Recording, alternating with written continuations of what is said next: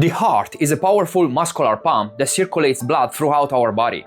Each day it beats about 100,000 times, moving close to 7,500 liters of blood through an intricate network of veins, arteries, and capillaries. But what happens if something goes wrong? How did the groundbreaking invention become a lifeline for thousands and revolutionize modern medicine? Today, we are uncovering the story of the first artificial heart. Hello everyone and welcome back to the channel. Before we get started guys, don't forget to hit the subscribe button if you're interested in learning more about the amazing world of science and innovation. Ready? Let's get into that. To understand why an artificial heart was so pioneering, we first need to know how our natural heart works. This incredible organ that never stops, pumping around the clock day and night. But how exactly does it do this? Well, the heart's structure is brilliantly designed for its job. It's made up of 4 chambers, 2 on the top called atria and 2 on the bottom called ventricles. Let's break it down further. The right side of the heart handles blood that's low in oxygen, which has circulated through the body and is on its way back to the lungs. When blood enters the right atrium, it passes through a one-way valve into the right ventricle. From here, the heart pumps it to the lungs, where it picks up oxygen. This newly oxygen-rich blood returns to the left side of the heart, entering the left atrium and then the left ventricle. Finally, the left ventricle pumps it out to the entire body, delivering the oxygen and nutrients every cell needs to survive. Each beat of the heart is driven by an electrical impulse. This impulse begins in a small area of the heart called the sinoatrial node, or SA node, often referred to as the heart's natural pacemaker. This electrical signal moves through the heart muscle, causing it to contract and pump blood. Thanks to this complex electrical system, the heart beats rhythmically and in sync, constantly adjusting based on our activity level. The heart also has valves, which are like tiny doors that open and close to keep blood flowing in the right direction. There are 4 main valves: the tricuspid, the mitral, aortic, and pulmonary, semilunar valves. These valves work tirelessly to ensure blood flows forward and doesn't leak back into the chambers. This one-way system is crucial for effective circulation.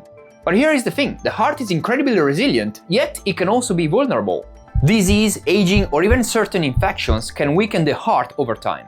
When the heart's natural pump function fails, serious health issues arise. This is why the development of an artificial heart was such a revolutionary concept. The quest to create an artificial heart started with one big question. Could a man-made device do what the human heart does so perfectly? The idea was initially met with doubt. Doctors, scientists, and engineers knew it was risky, but they kept pushing because they knew what an artificial heart could mean for patients with severe heart problems.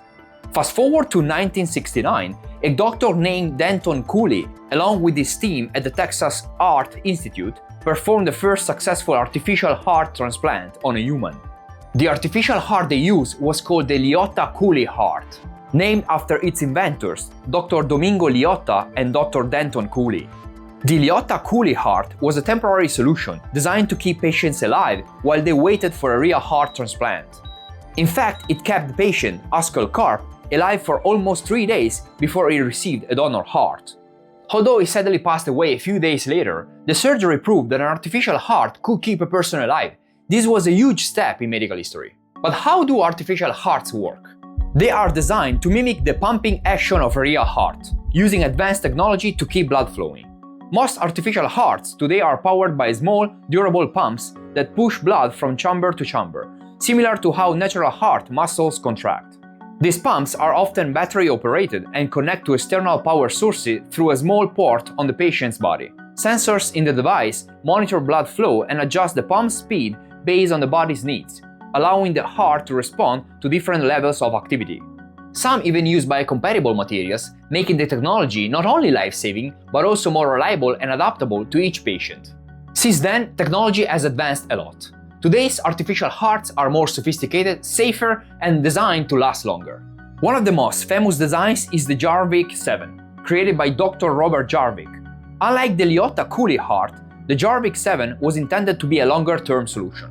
In 1982, Barney Clark, a dentist from Seattle, became the first person to receive this artificial heart. He lived for 112 days with it. Modern artificial hearts are much smaller, more durable, and often powered by batteries outside the body, which allows people more freedom. The latest versions even use special materials that reduce blood clotting and infection, two big issues that early models faced. Some current designs, like the SynCardia Total Heart, can keep people alive for years while they wait for a real heart transplant, or even as a permanent solution in some cases. Scientists are also working on bioprinting, a technology that uses 3D printers to make heart tissue. While we are not there yet, one day we might be able to print a heart using the patient's own cells. Now that we've covered the science and history, let's jump into some fun facts about artificial hearts. The very first artificial heart was made by the Soviet scientist Vladimir Demikov in 1938. It was implanted in a dog. It took several years before we got to the first clinical implantation in 1969. The first artificial hearts were massive. They were about the size of a washing machine. Patients could only move a few feet away, making it hard to have a normal life. Artificial hearts aren't silent.